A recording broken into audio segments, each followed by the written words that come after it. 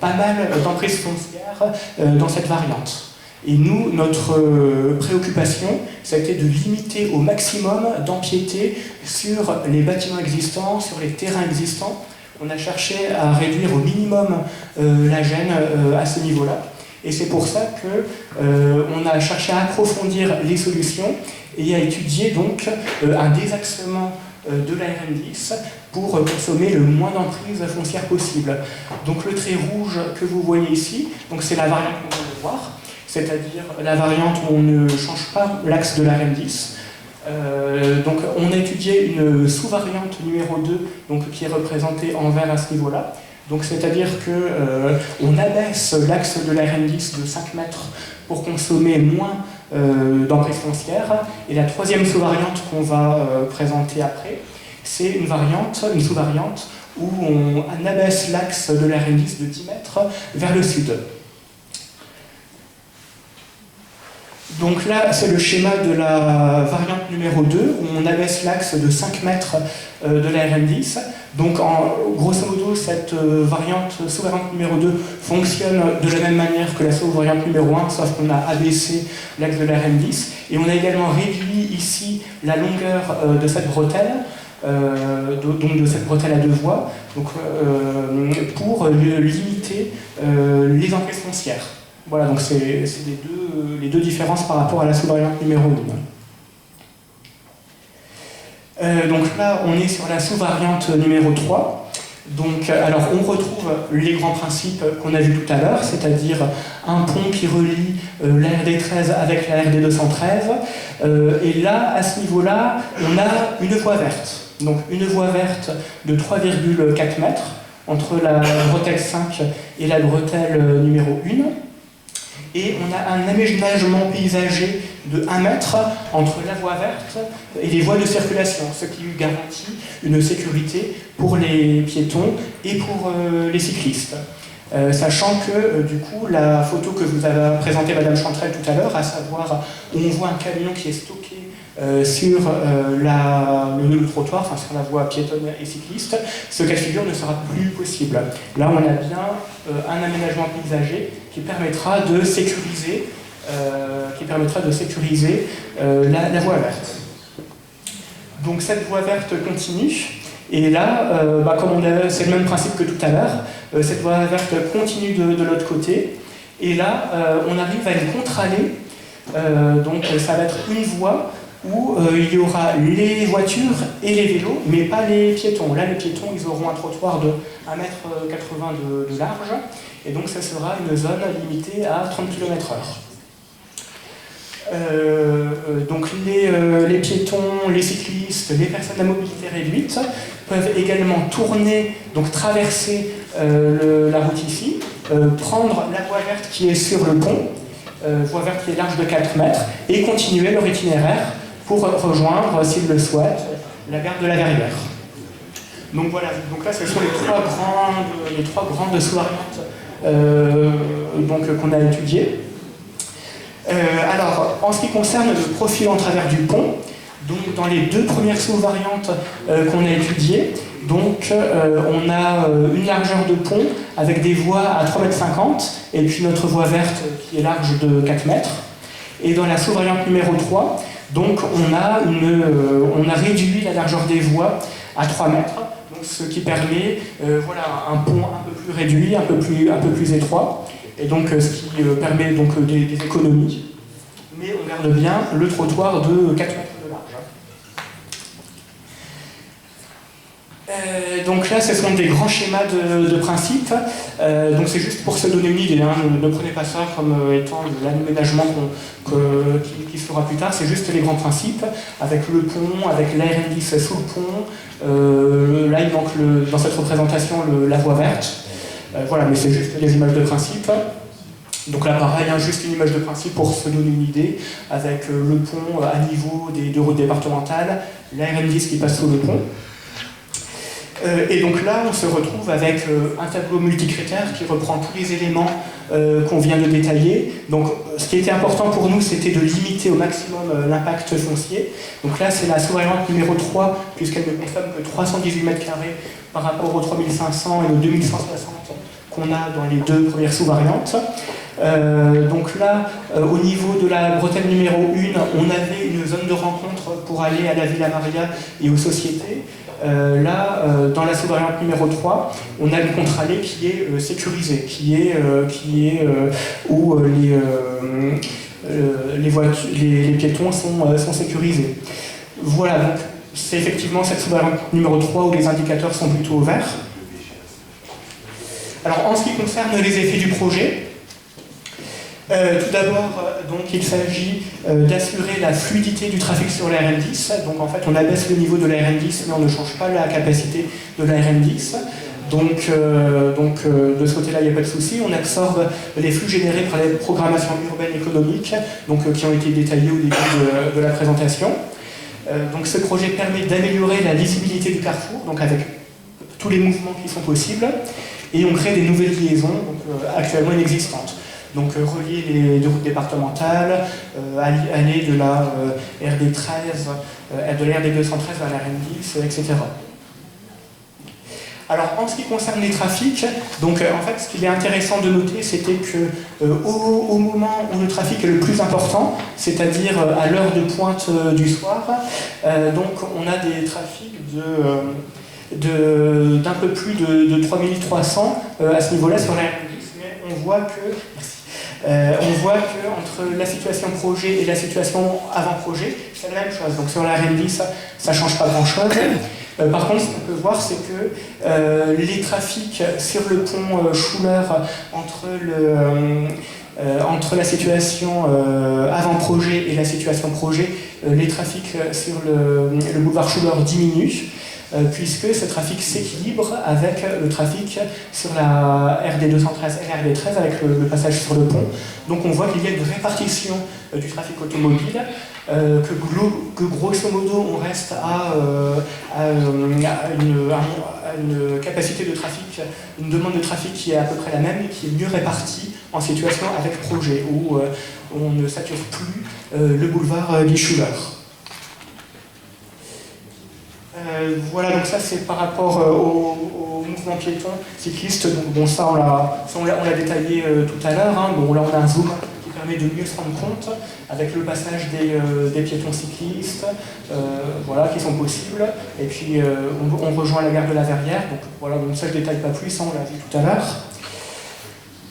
Alors en ce qui concerne l'environnement et le paysage, donc là on améliore l'environnement et le paysage du secteur, puisque la RN10 étant abaissée, elle se voit moins, donc elle est mieux intégrée dans la ville.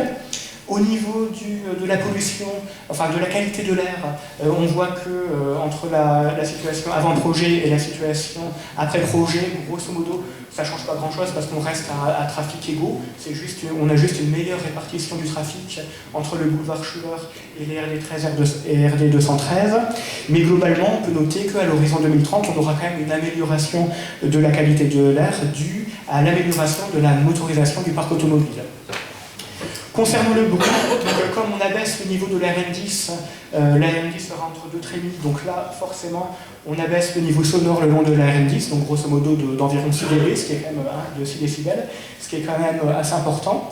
Comme il y a plus de trafic sur la RD 213, il y aura forcément plus de bruit, mais les études sont en cours, seront affinées, et de toute façon, le maître d'ouvrage s'engage à respecter la réglementation obligatoire qui est d'intervenir en cas de dépassement supérieur à 2 décibels, de trouver des solutions, et pour information, la perception humaine est à 3 décibels. Quant à bruit supérieur à 3 décibels, on l'entend, 2 décibels, on ne l'entend pas, mais on a quand même l'obligation réglementaire d'agir dans ce cas-là.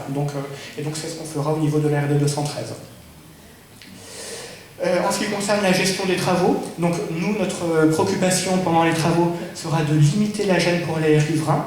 Et donc notamment, on aura des exigences très fortes vis-à-vis des entreprises, donc notamment au niveau des horaires de travail, au niveau du matériel utilisé.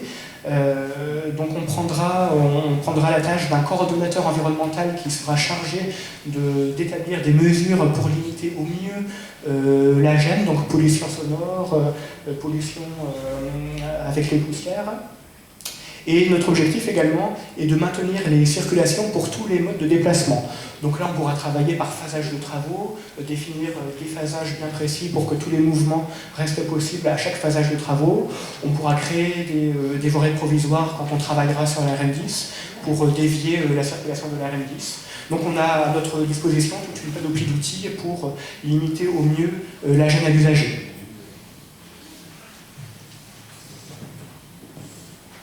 Pour compléter en quelques mots la présentation du projet, je vous propose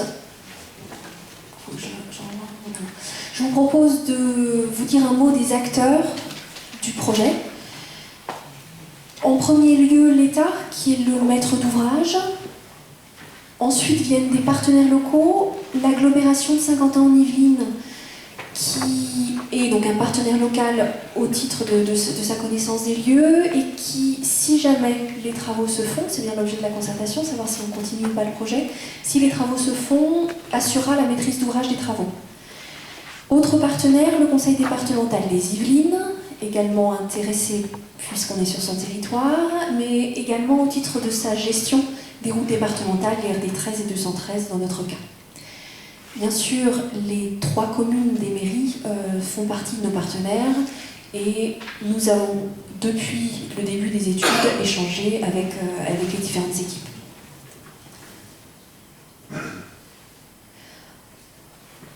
Une estimation du projet. Aujourd'hui, le projet tel qu'il vous a été présenté dans sa 3e sous-variante, c'est-à-dire la solution, on dénivelle la RN10 et on désaxe vers le sud la RN10. Aujourd'hui, on a un projet qui est estimé à 20 millions d'euros hors taxes, avec des financeurs à l'heure actuelle mobilisés, l'État, la communauté d'agglomération de Saint-Quentin-en-Yvelines et le conseil départemental des Yvelines. Les étapes du projet, aujourd'hui nous sommes en 2019, concertation publique, après une phase d'études préliminaires qui a commencé il y a très longtemps. À l'issue de la concertation, le maître d'ouvrage, donc l'État, en fonction de la manière dont s'est passée la concertation notamment, prendra la décision de poursuivre ou pas le projet.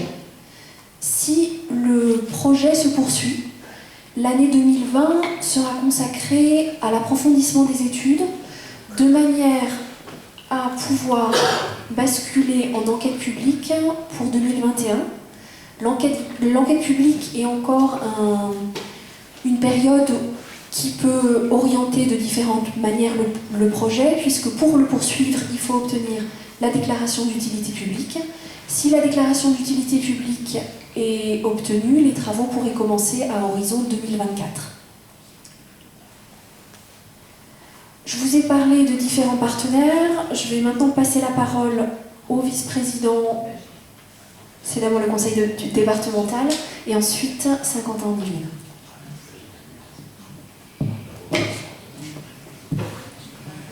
Oui, bonsoir à toutes, bonsoir à tous. Bernard Meyer, je suis vice-président à Saint-Quentin en charge, entre autres, des grands travaux et pour information des voiries d'intérêt communautaire et d'éclairage. Si vous avez des doléances, n'hésitez pas à m'écrire à ce sujet-là. Oui, c'est un projet qui est attendu depuis très longtemps. On va faire un petit peu l'histoire. Après 2008, si je me souviens bien de ce que j'ai pu lire, parce que j'étais pas sur le sujet à cette époque, et il a retrouvé son dynamisme il y a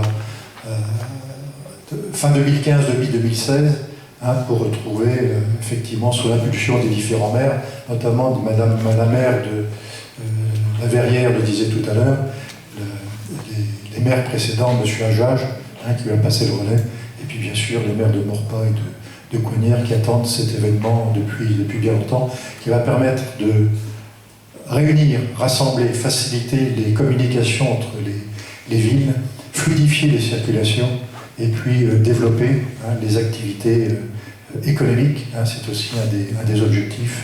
Et puis, bien sûr, l'essentiel, souhaitons-le, rapprocher davantage les gens et la communication entre les deux rives de cette Nationale 10 qui était vraiment, je ne vais pas dire un fossé, mais qui empêchait les bonnes liaisons. Voilà. Il ne faut pas oublier que ce projet, qui est en devenir, bien évidemment, c'est un projet, ne l'oublions pas, viendra se faire en complément de ce qui a déjà été engagé. Vous avez pu le voir avec le Panchoulaire qui a été finalisé, inauguré en 2018, et avec le projet de la Nationale 10 qui est reparti. C'est un gros projet qui va permettre aussi d'améliorer considérablement la circulation sur cet axe qui est la Nationale 10, un projet qui est piloté par l'État pour près de 120 millions d'euros dans sa globalité. Le Panchoulaire, on était à près d'1 million d'euros. La gare de la Verrière, avec ses aménagements, et le parking relais, qui est parking relais pour près de 8,5 millions d'euros, rappelons-le, et puis l'aménagement du pôle gare de la Verrière pour 13,3 millions d'euros. Donc c'est un effort considérable qui est fait par les collectivités, l'État, le département, Saint-Quentin, bien évidemment les communes, pour plus de 160 millions d'euros. Souhaitons-le que tout soit terminé pour, si tout fonctionne bien, nous sommes dans des hypothèses de travail, notamment encore aujourd'hui pour la Malmedonne, pour 2026. Voilà, c'est tout ce que j'avais à dire. C'est un projet qui a demandé beaucoup de travail. Je vais finir sur une pointe d'humour. Un de mes anciens en politique me disait, tu verras Bernard, il n'y a rien de plus patient qu'un dossier administratif, et je crois que maintenant on en voit le bout. Voilà, je passe. On va le faire dans l'ordre. Alors bonsoir à tous, donc Jean-François Reynal, je suis vice-président du conseil départemental, et je crois que tout à l'heure il a été dit en introduction que l'intérêt de ces concertations c'est aussi de donner la parole à la salle. Donc moi je vais être très bref, d'abord parce que l'avantage de parler le dernier, c'est que déjà beaucoup de choses ont été dites, le projet a été présenté, l'implication des collectivités ont été précisées, et je dis juste pourquoi le département est là. Parce que, comme vous l'avez dit madame tout à l'heure, il s'intéresse au devenir et à l'aménagement de son territoire. Ensuite, le pôle gare de la Verrière est un des pôles majeurs dans tout le développement que nous souhaitons avec différents partenaires, la région Île-de-France, avec Île-de-France Mobilité, avec l'État, de pouvoir créer les conditions pour que les usagers prennent les transports en commun à condition qu'ils soient fiables, confortables, réguliers, enfin, vous connaissez ça mieux que moi. C'était aussi un paramètre important parce que si les transports en commun sont plus utilisés, on peut imaginer qu'au-delà de la qualité des motorisations dans les années à venir, il y ait moins d'utilisateurs de véhicules, surtout quand on est un par véhicule, et tout ça on le connaît par cœur. Et vous avez vu les milliers de véhicules qui passent sur cet axe de la RN10. Pourquoi le département est là? Parce qu'il y a effectivement 2 départementales qui sont directement concernés par cette modification du carrefour de la Malmedonne, et donc il avait tout intérêt aussi à être présent pour assurer ce financement, et même au-delà, puisque c'était une décision qui date de 2005, où le département se disait, si on arrive à faire un tour de table complet pour l'enfouissement de la Nationale 10, à ce moment-là, on peut aller aussi plus loin et participer financièrement pour ce carrefour de la Malmedonne. Donc aujourd'hui, on est au début d'un projet, ou de l'hypothèse de la réalisation d'un projet. On a vu aussi que si tout allait bien, c'est en 2026 que l'on pourra considérer que ce carrefour sera achevé. Donc il n'y a pas de temps à perdre quelque part, mais c'est pour tout cet ensemble. Et comme l'a dit Madame le maire quand elle a fait son introduction tout à l'heure, il y a aussi un nouveau quartier qui est en devenir. Un nouveau quartier à la fois économique et résidentiel, donc il est naturel de pouvoir proposer d'abord aux habitants d'aujourd'hui, mais aux habitants de demain, et à la limite des 3 communes de Maurepas, de Coignères et de la Verrière, des conditions de vie pour les riverains et pour ceux qui circulent d'une manière occasionnelle ou parce que c'est un trafic de transit un petit peu plus confortable que celle que nous connaissons aujourd'hui. Donc moi, avec le projet, il n'y a pas photo, c'est quelque chose qu'il faut que l'on puisse réaliser. J'espère que la concertation aboutira aux mêmes conclusions et que dans la dizaine d'années qui nous restent, un peu moins j'espère, on y arrive et que l'on pourra se dire effectivement, un projet routier, il y a le temps administratif puis le temps de la réalisation. Je me souviens avoir inauguré avec le président Bédier, il y a quelques mois maintenant, un ouvrage qui a été achevé alors qu'on en parlait depuis 40 ans. J'espère que là, on va aller un peu plus vite. Merci. Il me reste 3 diapos à passer avant de vous donner la parole. Tout d'abord, pour vous rappeler les objectifs de la concertation. Notre objectif premier est de recueillir l'avis des personnes intéressées, en particulier des riverains, sur l'opportunité du projet, les objectifs, les caractéristiques techniques, l'insertion urbaine et paysagère. L'objectif est de, je vous l'ai dit tout à l'heure, savoir si le maître d'ouvrage va poursuivre ou pas le projet. Donc on attend votre avis, la décision n'est pas encore prise. On est là pour répondre à vos questions et notre envie, c'est que vos questions nous permettent d'enrichir et d'améliorer le projet. La manière de procéder, comment vous pouvez vous exprimer aujourd'hui, ce soir. Il y a encore 2 autres réunions, le 4 et le 12 décembre. Vous pouvez aussi le faire via des registres papier ou en nous envoyant des mails ou des lettres. Toutes les adresses sont dans la plaquette que vous avez eue dans votre boîte aux lettres, dans le dossier de concertation qui vous a été remis. Une autre manière pour vous informer un peu plus avant, le dossier de concertation qui reprend la totalité de ce qu'on vous a présenté ce soir, une exposition qui est présentée dans les mairies des 3 communes concernées et également à l'hôtel de ville de Saint-Quentin-en-Yvelines et le site internet de la direction des routes Île-de-France qui présente tous ces éléments. Bien. Merci. Après ces explications complètes, denses, un peu longues, vous êtes venus pour participer, mais il était important que vous ayez tous les éléments pour pouvoir le faire. Sans plus tarder, je vous propose de vous donner la parole. On va faire des séries de questions. Vous levez la main. Il y a 2 hôtesses qui vous proposent le micro. Et on essaie de prendre plusieurs questions pour rythmer le débat. Alors, on va essayer d'alterner entre les citoyens et les élus. Monsieur le maire, je me permets de donner. Il y a madame qui me donne. Voilà.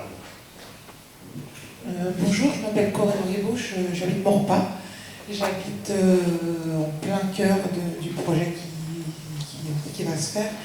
Donc moi j'habite je donne sur la RD 213, rue de Couserans, vraiment, je donne en face d'Autobac, voilà, pour être très clair. Et moi ce qui m'intéresse, là les projets sont très intéressants, c'est vrai que c'est clair, merci pour tout, d'abord pour la clarification de vos explications. Mais moi l'inquiétude que j'ai c'est le bruit, vraiment, on avait dit que ça serait plus tard. Mais déjà au jour d'aujourd'hui, le bruit, il n'est pas possible. Je hais les gens qui font leurs courses le dimanche. Je ne peux pas être dans mon jardin le week-end, c'est pas possible. Donc là, j'ai vu, si j'ai bien compris, qu'il allait y avoir des trottoirs, enfin ce qui est envisagé peut-être, des trottoirs assez larges avec une part piéton, une part piste cyclable. Mais alors, les murs anti-bruit, normalement, on a une petite haie de 3 très jolie, mais qui ne couvre pas le bruit, et vraiment on est plusieurs, à votre Couserans, on a l'autre maison juste avant le projet les logements qui vont être livrés en 2020-2021, juste à côté. Donc quand ces gens-là vont arriver, ça ne va pas être possible, je ne pense pas. Par contre, ce que je trouve très bien, c'est aussi, je voulais vous dire, si elle pense, il y aura des feux. Hein, et du coup, là, il y a beaucoup de gens qui traversent. Moi, je le vois au quotidien, puisque mon jardin donne pour aller dans la zone, la ZAC, où il y a tous les magasins. Et du coup, ils font leurs courses, ils viennent à pied. Et même le soir, même arrive de laisser passer des gens. Il y a un manque de clarté aussi dingue pour les piétons. Et ça, je n'ai pas été évoqué, mais il y a vraiment un grand manque de clarté. Et il y a des gens qui, on n'a pas de vue, hein, quand on tourne.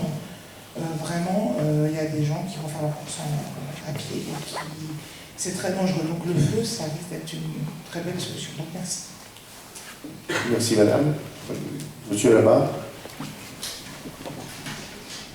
Oui, bonsoir. Jean-Claude Roland de Morpas. Je voudrais qu'on parle de l'histoire réelle, non pas du Nouveau Monde, mais de ce projet. Et ça date de 2004. Donc, quand vous dites que les maires de ceci, ça a commencé en 2004. Et j'ai effectivement encore un paquet de dossiers d'échanges entre les maires différents. Ça explique beaucoup de choses. D'autre part, ce qui est intéressant, c'est que justement, on va peut-être retrouver le carrefour de Malmodon que l'on a connu en 1967, mais qui demandait à cette époque-là la présence de 3 ou 4 gendarmes pour faire la circulation. Là, ça sera certainement beaucoup plus sécurisant, avec beaucoup plus de monde, qui ne passeront pas à l'intérieur dans le cœur de Maurepas. Ça sera intéressant. Mais par contre, tout le CD13, enfin, j'appelle le CD13 toujours pour ne pas faire différence, qui va sûrement pas jusqu'en haut, puisque ça va être énormément de gens qui vont subir le bruit. Et là, il va falloir peut-être mettre les bouchées doubles pour commencer à prévoir les paravents du bruit. Pas un petit peu comme ça s'est fait sur la Nationale 10 pendant une époque, où il a fallu discutailler pendant des heures. D'autre part, il y a déjà eu quelques réactions. J'ai eu quelques réactions de gens comme ça en posant le problème. C'est que beaucoup espèrent que dans l'immédiat, la passerelle piétonne ne soit pas démolie. Parce qu'ils avaient essayé de démolir la passerelle piétonne il y a déjà quelques années en disant que c'était qu'on mette des fins limiers là-dessus, qui cherchent un petit peu ce qui ne va pas, mais pour l'instant on ne la pète pas. D'autre part, on disait que, moi je regrette par exemple que le prolongement de la A12 ne soit pas fait. Parce qu'on n'aurait pas eu tous ces problèmes-là. Le prolongement de la A12 en passant par le vallon du Pommeraye, s'il n'avait pas été bien classé à une époque, on aurait eu une Nationale 10 qui serait quelque chose de fluide. Parce qu'il y a toujours les encombrements, on parle de... Et quand il y aura le petite descente, qui est bien, l'hiver, ça va peut-être faire comme veut le faire M. Faurouz, ça est en cours, une piste de ski. On a peut-être une petite piste de ski sur la Nationale 10, et les camions qui seront là dans les encombrements, on a beau dire qu'il y aura moins de pollution, mais comme il y aura quand même un petit dénivelé, il va falloir qu'ils montent de l'autre côté. Donc ils seront bien obligés de pied plus sur l'accélérateur avec du gaz, un truc derrière. Donc on aura certainement un peu plus de pollution. Merci monsieur, on va essayer de faire des interventions courtes parce que sinon personne n'aura la parole. Ah bah oui, parce que je suis à la retraite, c'est pour ça. Merci beaucoup. Monsieur le maire de Maurepas, voilà, on reste à Maurepas. Merci. Bonsoir à tous. Merci en tout cas pour la présentation de ce projet, alors que je connais évidemment, et j'avais déjà émis quelques propositions ou modifications possibles à la suite des remontées des Maurepasiens. Alors évidemment, je rejoins de ce qui s'est dit ce soir sur le bruit. Ça, c'était inévitable. Déjà, c'est très bruyant et je pense qu'il faut qu'on trouve en effet des solutions. Il faut que ce projet se fasse parce qu'il est indispensable, notamment avec le pôle gare, et aussi du fait que ça va décharger le boulevard de la Loire, qui a 18 000 véhicules par jour, où beaucoup de personnes passent par le boulevard de la Loire pour aller vers le Pont-Chouleur, pour aller ensuite vers la Nationale 10. Donc aujourd'hui, du coup, avec cette traversée qui avait été en effet ouverte en 1967 et n'a pas fermé parce qu'il y a eu des accidents, va permettre de fluidifier ou de désengorger le centre-ville. Cependant, j'aimerais qu'on revienne sur la séquence numéro 3, s'il vous plaît, la variante numéro 3. Il y a une contre-allée qui a été proposée, notamment au niveau du restaurant Villa Maria, avec laquelle j'ai quelques craintes.